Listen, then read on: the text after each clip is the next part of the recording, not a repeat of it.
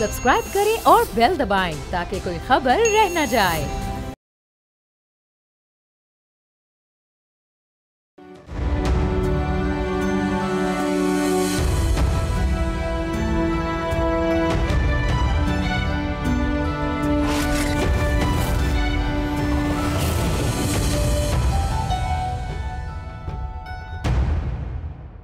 PTI की अंदरूनी लड़ाई पकड़ गई है। माजी में जिन रहनुमाओं को सियासी मुखालफिन के खिलाफ इस्तेमाल करने के लिए टाइगर का टाइटल दिया जाता था, आज वो टाइगर अपने ही साथियों पर हमला आवर है। सियासी मुखालफिन पर करप्शन के संगीन इल्जामात लगाने वाले एक दूसरे के खाते खोल रहे हैं। नौबत यहां तक आ गई है कि जिस लीडर के नाम पर असेंबली में पहुंचे हैं, आज उसके फैसलों को खुसर पुसर करार दे रहे हैं। इमरान खान की नामजद करदा लीडरशिप को मानने से इनकारी रहे हैं। ये साजिश है या मकाफात अमल? इसका अब अंजाम क्या होगा? आप देख रहे हैं बोला आदिल अब्बासी के साथ। इसी पर बात करने के लिए हमारे साथ मौजूद हैं फवाद चौधरी साहब, फॉर्मर फेडरल मिनिस्टर भी रहे हैं। तहरीक इंसाफ में अब वो कमेटी बनाने जा रहे हैं जो कमेटी रिहाई करवाएगी।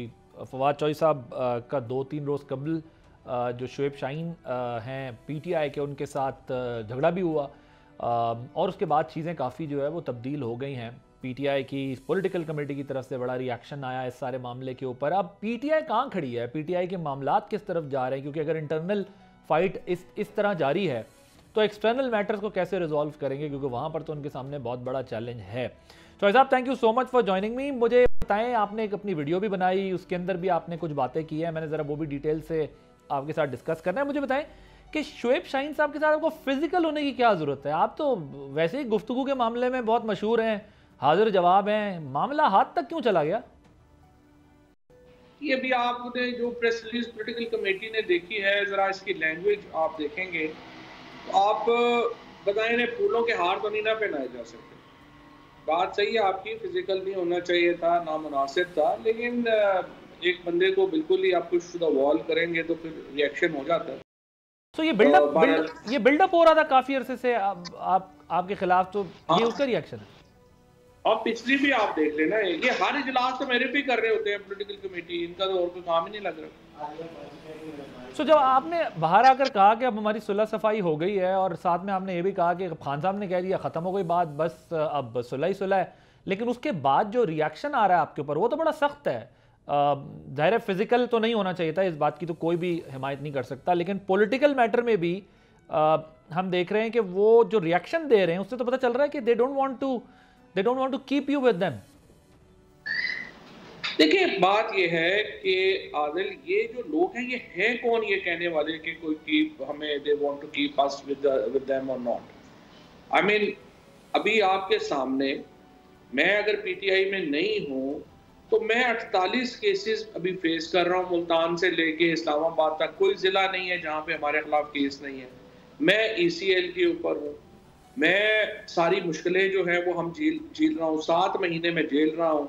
इससे पहले जो बर्बरियत और फस्तायत है उसका सामना जो है वो मैंने किया है।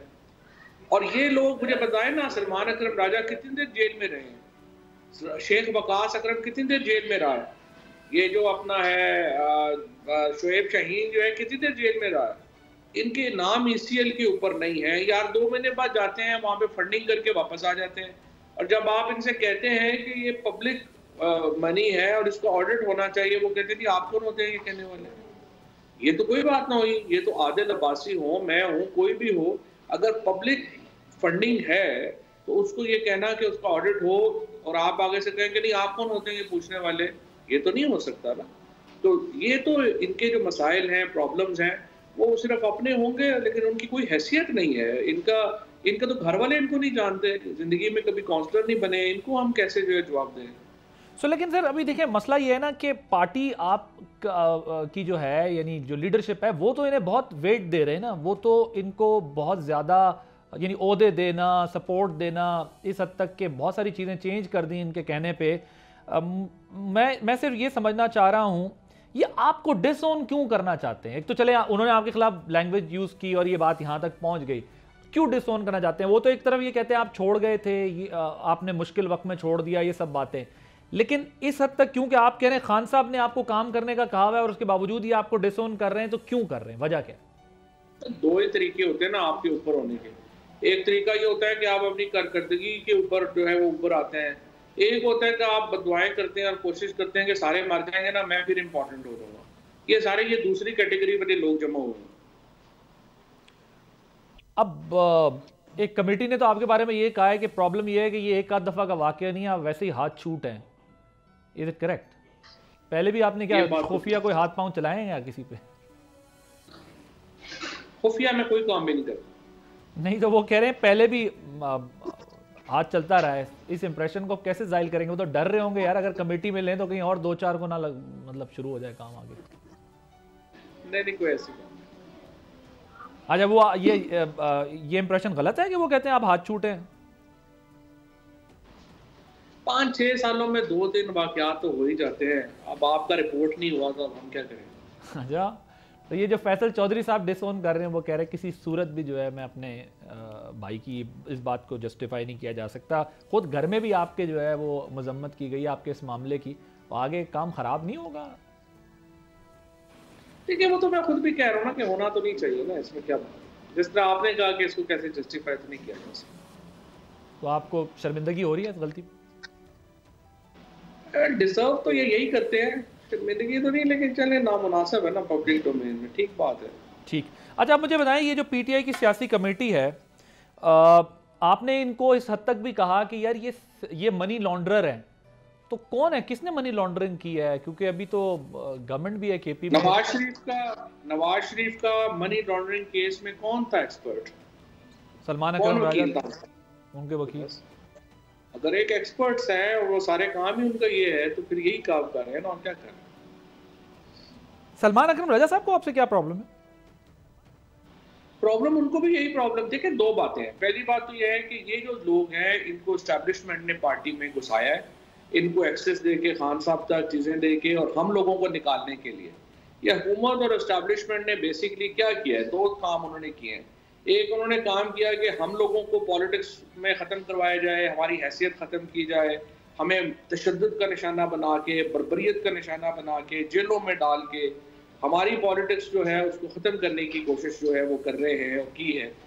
और जो लोग नहीं हैं अभी, शाह महमूद कुरैशी हो गए, महमूद रशीद साहब हो गए, जाज चौधरी साहब हो गए, ये जो सारे लोग हैं, इन लोगों को इन्होंने जेलों में रखा हुआ है ताकि ये कोई इफेक्टिव रूल अदा ना कर सके। और एक तो एलिमिनेशन स्ट्रैटेजी है जो हम लोगों के ऊपर जो है वो की गई। दूसरा ये है कि बिल्ड स्ट्रैटेजी, उसमें ये लोगों को डाला गया है। और ये जो सलमान अकरम राजा हो गया, शेख वकास हो गया, इनके नॉन पुराने ताल्लुकात हैं एस्टैब्लिशमेंट से, और इन लोगों को डाला गया, इमरान खान के करीब किया गया ताकि पार्टी पे कब्जा हो सके।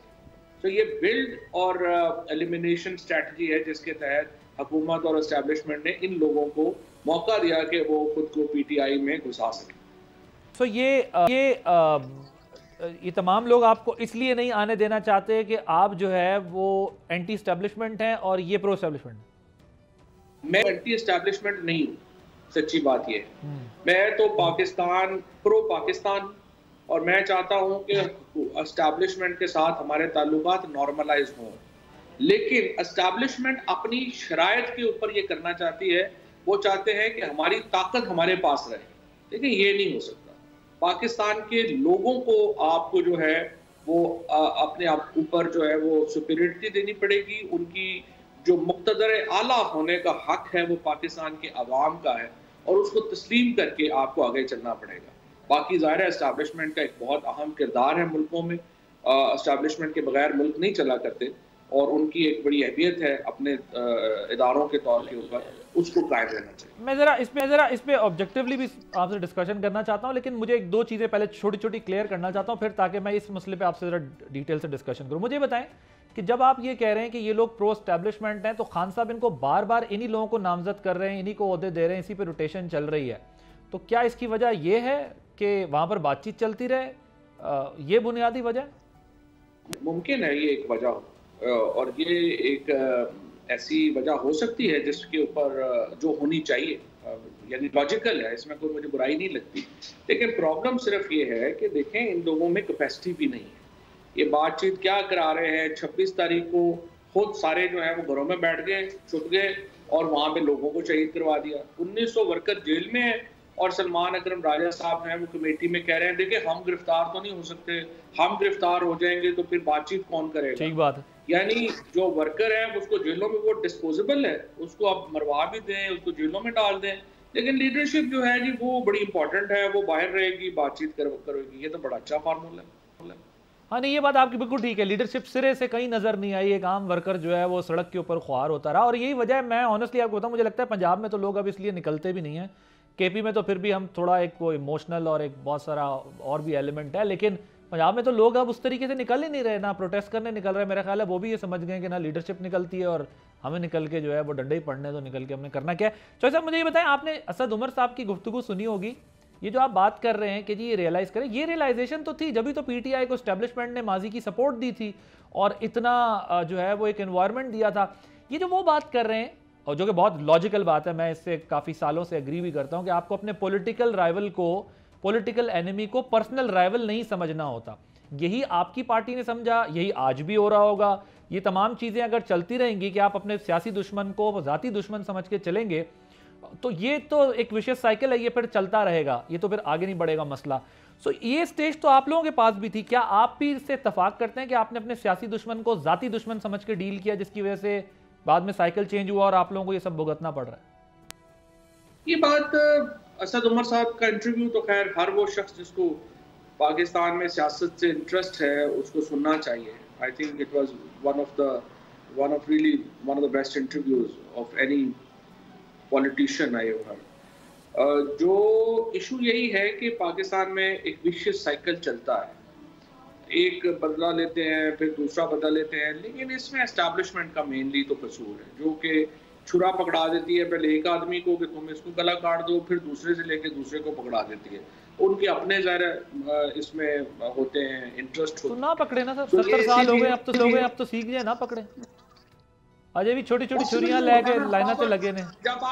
जब आपने सीओडी नहीं किया तो फिर आप दोनों देखिए ना, ये इशू ये नहीं है। इशू ये है कि ये तो इसीलिए मैं ये कहता हूँ कि जो ग्रैंड पॉलिटिकल डायलॉग है वो पॉलिटिकल पार्टीज में और एस्टेब्लिशमेंट में भी चाहिए, जिसमें कि एक हम बनाए तरीका कि पाकिस्तान को आगे हमने कैसे चलाना है। और अगर एस्टेब्लिशमेंट मुल्क को चलाना चाहती है तो फिर चला के एक दफ़ा, उन्होंने 10-70 साल से तो चला रहे हैं, उनसे नहीं चल रहा। अब मेहरबानी करें एक दफ़ा लोगों पे भी ट्रस्ट कर लें। अच्छा, अब ज़रा ये मुझे बताएं चौधरी साहब, ये जो मरवत साहब ने कहा है, उन्होंने भी कहा है कि सलमान अकरम राजा जो हैं उन्होंने कहा है कि ये खुसर पुसर करते हैं और ज़्यादातर इनको वो होती है।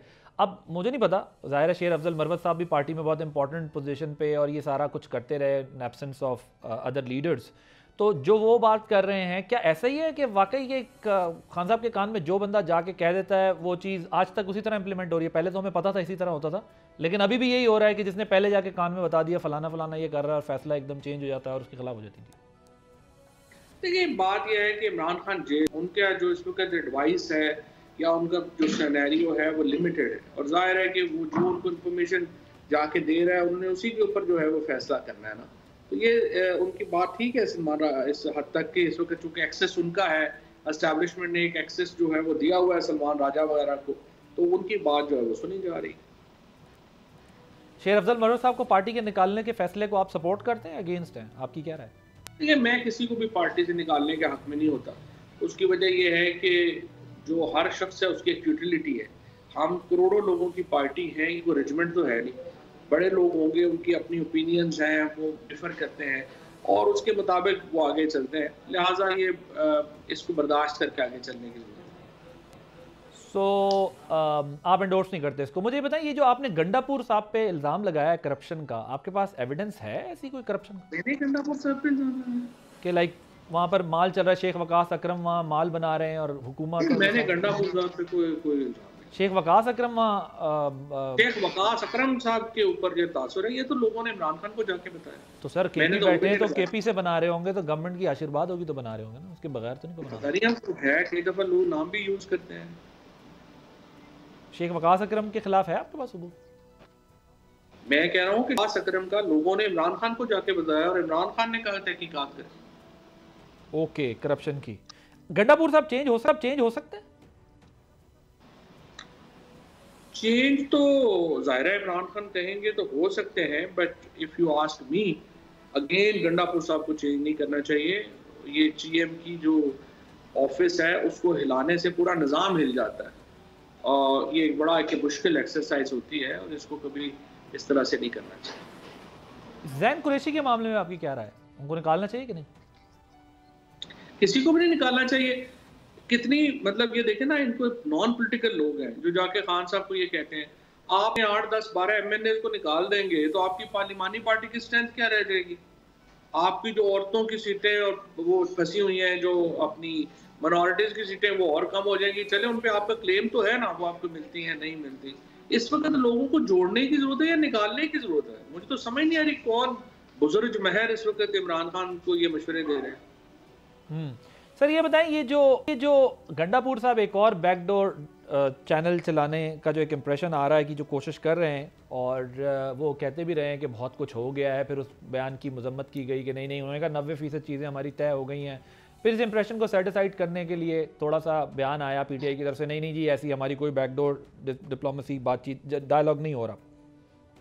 जितनी मेरी मालूमात है, मैं आपको अपनी मालूमात की बुनियाद पर, और आपको पता है कि मेरी थोड़ी बहुत मालूमात जो है वो अगर मैं होती है तो मजबूती के साथ वो बात कर रहा होता हूँ, वहाँ पर अब स्पेस नहीं है बिल्कुल भी PTI के लिए। और PTI के लिए स्पेस उसी सूरत क्रिएट हो सकती है कि वो अपने आप को पॉलिटिकली अलाइन करे विद अदर पार्टीज़, और वो जो एक सिस्टम है पॉलिटिकल पार्टीज़ का एक दूसरे के साथ, वो अब मुझे नहीं लगता कि गंडापुर साहब के पास ऐसी कोई जादू की छड़ी या कुछ बचा है मामलात को, क्योंकि ये चीज़ें बहुत आगे चली गई हैं। सो डू यू थिंक कि ये लास्ट चांस है मामलात को बेहतर करने का सियासी तौर पर? देखिए आदिल, सबसे पहले तो मैं बताना चाहता हूँ कि आपका जो तासुर है, ये कई और दोस्त भी जो मिलते हैं वो मुझे यही कहते हैं। लेकिन मुझे आप बताइए 25 करोड़ का मुल्क है, जिससे पूछो वो कहते हैं नहीं जो गुस्सा बड़ा है। भाई गुस्से से तो नहीं 25 करोड़ का मुल्क चलता ना। आप इमरान खान का 3 साल में पॉलिटिकल ऑल्टरनेट बना लेते तो आपको ना प्रॉब्लम होती। बट मैं उन लोगों में से हूं जिसने बहुत केयरफुली अपना जुमला ड्राफ्ट किया। मैंने गुस्से की बात नहीं की, मैंने कहा कि एक्सेप्टेंस जो है वो नहीं है। वही बात हुई ना, एक्सेप्टेंस का इशू नहीं है। जब 70% लोग इमरान खान के साथ खड़े हैं तो एक्सेप्टेंस करनी पड़ेगी ना। आपने पाकिस्तान को सिंगापुर है कि 50 लाख की आबादी नहीं है, हम कोई दुबई है कि यहाँ पे 45 लाख की पॉपुलेशन है, या देखिए हम बांग्लादेश, नॉर्थ कोरिया, चाइना भी नहीं है। उन मुल्कों में एक जुबान बोली जाती है, वहाँ पे मजहब एक है, वहाँ पे जो सारी कौम है वो एक है। यहाँ तो हर 50 किलोमीटर के ऊपर जो है वो फिका बदल जाता है। प्रॉब्लम कहाँ आ रही है चौधरी साहब? ये आपने जी कहा, अब हमारी जो ग्राउंड रियलिटीज हैं, जो फॉल्ट लाइंस हैं, जो हमारे एथनिक डिवाइड है, या जो इश्यूज हैं, यही हमारी स्ट्रेंथ भी है, यही हमारे इश्यूज भी बनते हैं। लेकिन देखिए मसला ये कि आपको पॉलिटिकल एक्टिविटी से तो कहीं पर भी नहीं रोका गया ना, मतलब किसी जलसे से नहीं रोका गया, किसी तहरीक से नहीं रोका गया, ये चीजें तो अपनी जगह चलती रही। लेकिन जब आप कहते हैं यार हमने इनकलाब से ये काम करना है। टम्बकटू में रह रहे थे पिछले चंद दिनों में, मतलब चंद 2 साल से आप कहाँ रह रहे थे? पाकिस्तान में नहीं थे? नहीं, सियासी तहरीक से तो कहीं नहीं रोका गया। जब आप इनकलाब का नारा लगाते हैं, मैं बताता हूँ ना आपको सर, आप भी बांग्लादेश का इनकलाब लाना चाह रहे थे, वो बांग्लादेश का इनकलाब बह गया ना सर। मसला ये है कि अगर आप सियासी लड़ाई लड़ना चाहते हैं तो उसका सियासी तरीका एक असेंबली है और एक आप अपने जलसे जुलूस कर रहे थे, इस फाइन। लेकिन जब आप कहते हैं हम इनकलाब लाएंगे और हकीकी आज़ादी लाएंगे, वो तो नहीं आ सकी। अब आप उसको ना ग्राउंड पे ला पा रहे हैं, ना असेंबली में ला पा रहे हैं, तो फिर आप किस चीज पर डायलॉग करेंगे कि सानू ले आओ अगले नु काट दो? पहली बात तो यह है कि बांग्लादेश का इनकलाब तो तब लोग बात करते हैं जब आप 8 फरवरी के इलेक्शन के नतीजे देते हैं। पाकिस्तान के अंदर लोगों ने फैसला दे दिया और डेमोक्रेटिक राइट ये था कि इमरान खान पाकिस्तान का वज़ीर आज़म होगा। This was the decision of people of Pakistan that has not been respected. ये बुनियाद है पाकिस्तान में हर खराबी की। तो इनकलाब या वो सारी चीज़ें, जब आप कॉन्फ्लिक्ट रेजोल्यूशन के तमाम इदारे ख़त्म कर देंगे, जब आप जुडिशरी को बांदी बना देंगे, जब एंटी टेररिज्म कोर्ट के जजों के सरों पे बंदूकें रखी हुई होंगी, जब आप उनके बच्चों को उठा लेंगे, जब आप इलेक्शन कमीशन को खत्म कर देंगे, जब आप ट्राइब्यूनल खत्म कर देंगे, तो फिर लोग ऐसी बातें करेंगे जो आप कर रहे हैं। लेकिन चौधरी साहब, जब आप 2018 के आरटीएस को तस्लीम नहीं करेंगे, जब आप उससे पहले की हुई मैनेजमेंट को तस्लीम नहीं करेंगे, जब आप जहाज भर भर के जाने वाले मामलात को तस्लीम नहीं करेंगे, तो फिर आपकी चीजों को तस्लीम कौन करेगा? मसला तो सारा प्रॉब्लम वहां आती है ना कि बंदा कहता है कि यार गिनती मुझसे शुरू होगी, मेरे बाद गिनती नहीं होगी। देखिए बेसिकली देखिए, आपका कहने का मतलब है कि 18 में भी वही हुआ जो 2024 में हुआ। ये बात बिल्कुल ही गलत है। 2018 में तहरीक इंसाफ ही पाकिस्तान की सबसे पॉपुलर पार्टी थी, वही इलेक्शन जीती। 2013 में नून लीग पाकिस्तान की पॉपुलर पार्टी थी, वो इलेक्शन जीती। 2008 में पीपल्स पार्टी पॉपुलर पार्टी थी, वो इलेक्शन जीती। 2024 का इलेक्शन पूरे का पूरा इलेक्शन का रिजल्ट ही उलट दिया गया। आप मैनेजमेंट को, रिगिंग को कंफ्यूज कर रहे हैं। कभी पाकिस्तान में 2024 वाला काम नहीं हुआ था। 2024 से पहले सिर्फ 10 सीटों के ऊपर भुट्टो साहब ने 77 में धांधली की थी, पाकिस्तान में पीएनए की तहरीक चल गई थी। ये तो अजीबोगरीब पूरा इलेक्शन जो चला गया, और नालायक तरीन लीडरशिप पीटीआई की ये जो बैठी हुई है पॉलिटिकल कमेटी में, कि वो अपने घरों में जाके घुस गए, निकले ही नहीं है। इतना बड़ा इन्होंने पाकिस्तान को जो है नुकसान पहुंचाया। सर हमारी तारीख, तो हमारी वैसे तारीख इलेक्शन के मामलात में कंट्रोवर्शियल रही है। So is the case with PTI. और अगर एक के मैंडेट को, अब आप कह रहे हैं ना 18 का हमारा फेयर था, नून तो नहीं मानती। नून कहती है हमारे लिए सब कुछ जो है वो हमारे अगेंस्ट थी उस वक्त की एस्टैब्लिशमेंट, और उसने सब कुछ उलट पुलट किया और हमें हराया इलेक्शन। यही तो रियलाइजेशन है ना सर। अगर एक फरीक कहेगा मेरा वाला ठीक था तुम्हारा वाला गलत है, तो काम तो आगे नहीं बढ़ना। ये फर्क है ना। देखिए, अगर आप कहें कि ब्लैक एंड व्हाइट जो है वो तो एक ही जैसे कलर है, तो वो ना, वो तो फिर आपके सूरज नहीं निकला हुआ, चांद निकला हुआ है रात को, और आपके सूरज निकला हुआ है, तो जाहिर है ये तो अमकाना बात है ना, इस पे बहस नहीं है। 2024 की एक्सरसाइज पाकिस्तान की 70 साल की तारीख में नहीं हुई। 1951 में जुगतो फ्रंट इलेक्शन, उस इलेक्शन में भी वोट रिगिंग नहीं हुई। जुगतो फ्रंट सारा इलेक्शन जीत गया, उन्होंने इलेक्शन को कालादम कर दिया, लेकिन वोट रिगिंग, वोट के रिजल्ट नहीं चेंज किए। 2024 में तो सारे इलेक्शन के रिजल्ट ही चेंज कर दिए। ये तो पाकिस्तान की हिस्ट्री में कभी नहीं हुआ। सर प्रैक्टिस के हवाले से नया फार्मूला हो सकता है, लेकिन प्रिंसिपल अगर आप किसी भी इलेक्शन को जस्टिफाई कर रहे हैं जिसके अंदर धांधली हुई हो, तो फिर बात इक्वल है। इसलिए ये बहस बेकार है कि ये हो सकता है किसी इलेक्शन में मसाला थोड़ा कम था, उसमें जरा ज्यादा था, वो ठीक है, मसाला कहीं ज्यादा कम वाली बहस हो सकती है। लेकिन इन प्रिंसिपल तो ये बात ठीक है ना कि पाकिस्तान के अंदर इलेक्शन कंट्रोवर्शियल रहे हैं और दूसरे फरीक में इलेक्शन मैनेजमेंट तो अभी इंडिया में भी कंट्रोवर्शियल है, अभी भी हुई है। उन्होंने कहा हमारी इतनी सीटें बदल गई, वो इतना इशू नहीं है। ये जो रिगिंग है जो 24 में हुई है, ये तो आर्टिकल 6 है जो हुआ है। अंदरूनी झगड़ों का अंजाम क्या होगा पार्टी के? सर जो हो रहा है, 600 दिन इमरान खान जो लोग बिजनेस एज यूजुअल में चले गए हैं, और पाकिस्तान में एक मायूसी फैली हुई है, डिवीजन है ऊपर से लेके नीचे तक, और पाकिस्तान पॉलिटिकली स्टक है, समझ नहीं आ रही क्या करना है। ये रिजल्ट हो। Thank you so much Fawad Chaudhry साहब हमारे साथ मौजूद थे, आप गुफ्तगू सुन रहे थे। एक ब्रेक लेंगे, ब्रेक के बाद जब वापस आएंगे एक और अहम इशू को डिस्कस करेंगे आफ्टर दिस ब्रेक।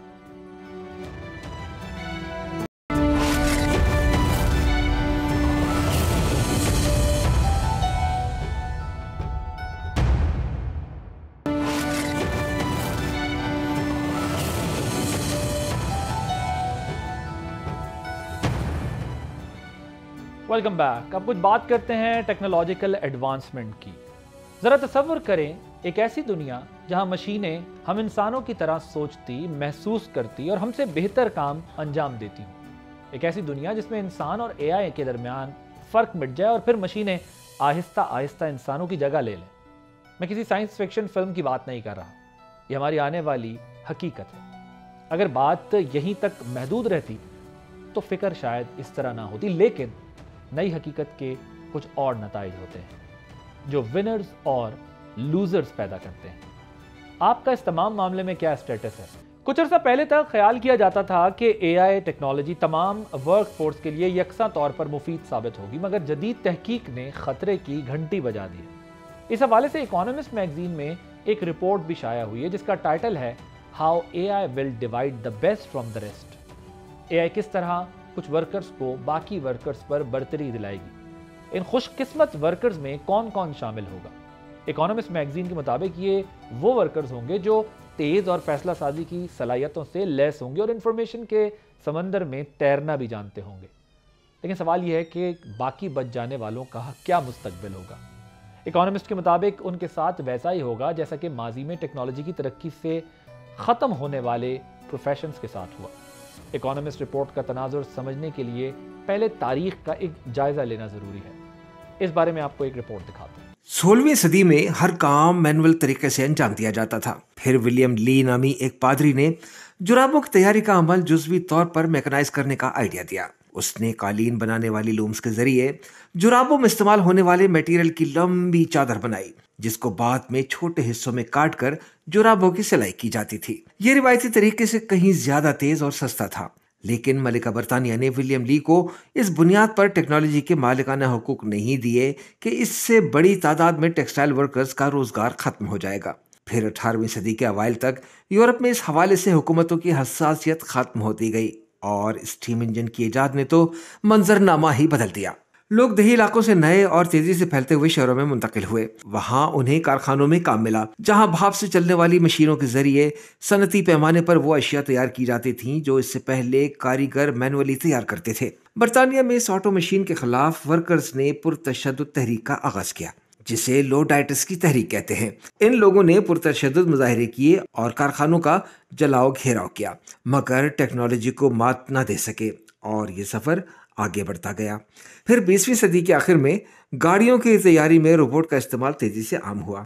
इब्तदाई तौर पर रोबोट्स को सादा और दोहराए जाने वाले कामों को अंजाम देने के लिए इस्तेमाल किया जाता था। रोबोट्स के इस्तेमाल से पैदावार के मयार और वॉल्यूम में इजाफा हुआ, जबकि प्रोडक्शन कॉस्ट नुमायां तौर पर कम हुई। असेंबली लाइन के काम जैसे वेल्डिंग और स्प्रे पेंटिंग इंसानों से रोबोट की तरफ मुंतकिल होने वाले अव्वलीन कामों में शामिल थे, लेकिन मशीनों की निगरानी के लिए इंसान फिर भी जरूरी था। फिर जैसे जैसे टेक्नोलॉजी में बेहतरी आई, रोबोट्स को मुंतकिल होने वाली जॉब्स में इजाफा होता गया। रोबोट सब पेचीदा काम भी अंजाम देने लगे, जैसे गाड़ियों में विंड स्क्रीन नस्ब करने का अमल। इसके अलावा फैक्ट्री एरिया में भारी सामान, खाम माल और फिनिश्ड प्रोडक्ट्स की गोदाम में मुंतकली भी रोबोट्स के जरिए होने लगी, जिससे कई जॉब्स खत्म हो गई। ये सिलसिला चलता रहा और फिर कोविड-19 आ गया। लाखों लोग बेरोजगार हुए, जिनमें से कुछ को बाद में दोबारा पुरानी जॉब्स मिल गई, लेकिन कई ममालिक में ज्यादातर जॉब्स ऑटोमेशन और एआई की नजर हो गई हैं।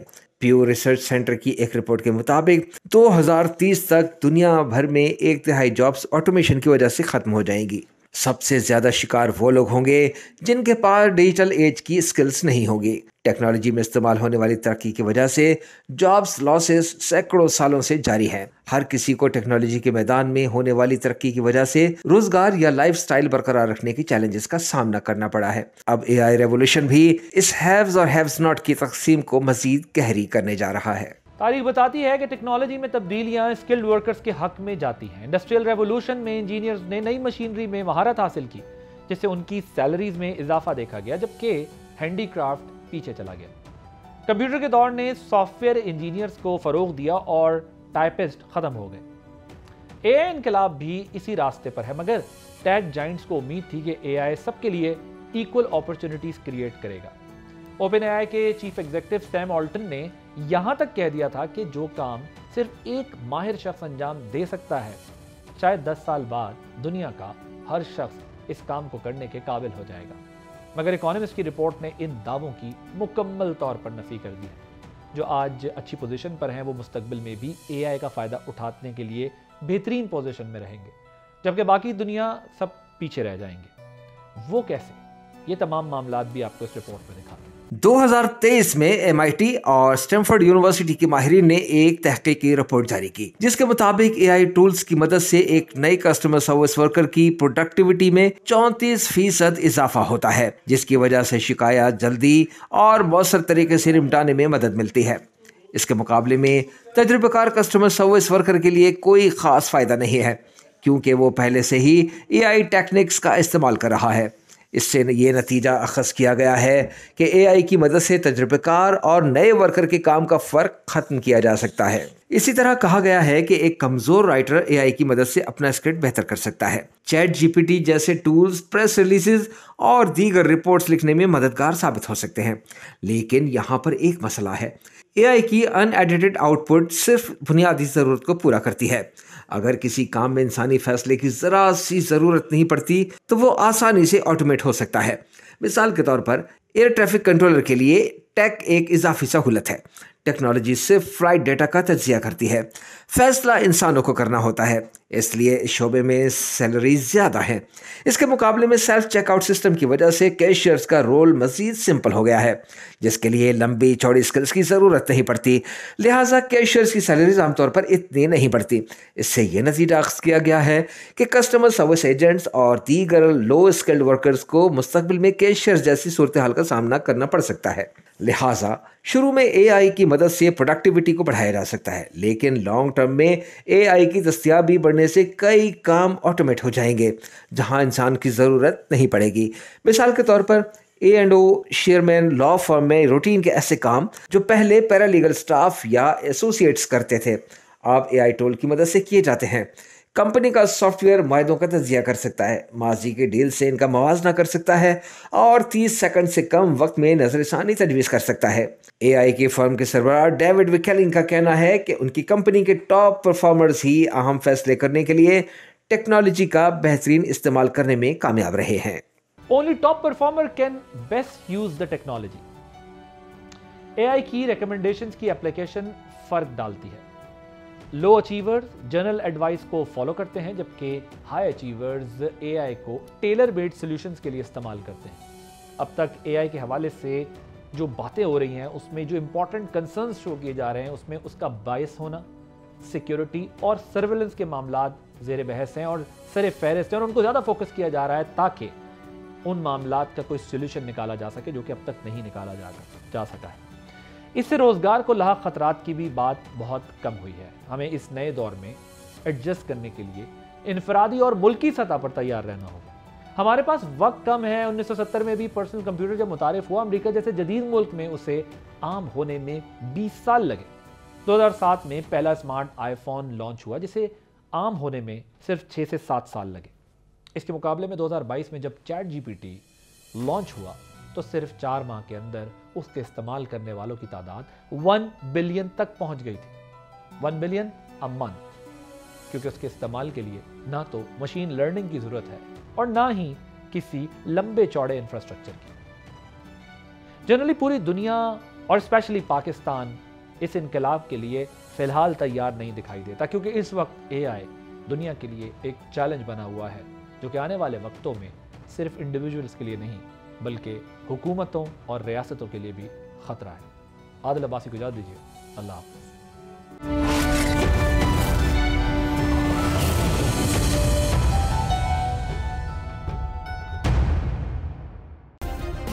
सब्सक्राइब करें और बेल दबाएं ताकि कोई खबर रह न जाए।